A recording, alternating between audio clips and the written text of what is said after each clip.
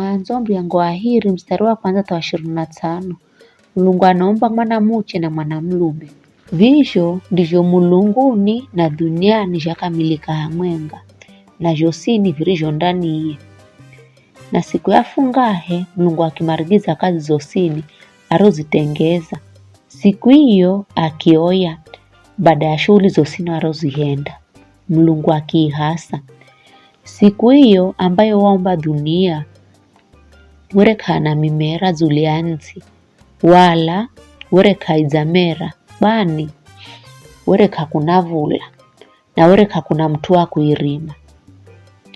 Bavizho madzi gambola mutsangani gakire hakinemi nzima. Bai Mulungu akimumba mwanamlume kwa mavumbi ga ulongo, akimbusira peho mopulani na akikala moyo. Kiza Mulungu akimwika munda wa Edeni upande wa mambolero wa dzua. Kisha Mulungu akimeza mihi ya kila aina ijale matunda gakuria. Kaikai ya uo munda were kuna muhi wa ulachu wa kumanya mazona mai. Were hana muho urekala unamwagira madzi wo munda.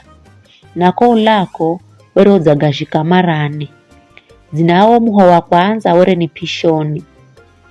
Zina muho wa hiri were ni Gihoni, wa hahu Tigri na wane Yufrate. Ye mwanamlume were na irime na kuitunza. Akimwamba unadima kuria matunda gosini gami hiyo sini iliyo mumu mwenye munda. Lakini wo muhiro hoka ikahi wa ulachu wa mazona mai ukiria beundafa kwa vivyo usirie. Kisha Mulungu akiamba sitototo mwanamlume akale hakei, nitamtengezera msaidizi wa kumutsoma.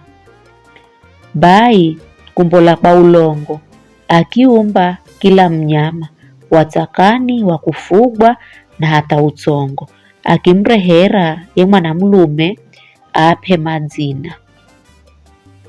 Lakini tavizho kapatire msaidizi wa kuhalana naye.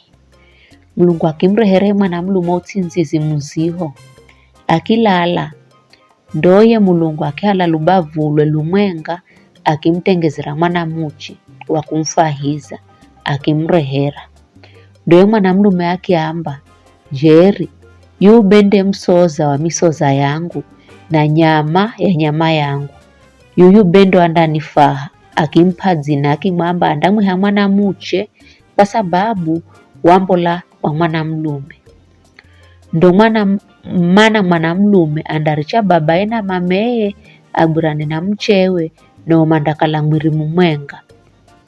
Ye mutu na mchewe were osima huhura mutindi ela kamonere haya. Ni hayo tu.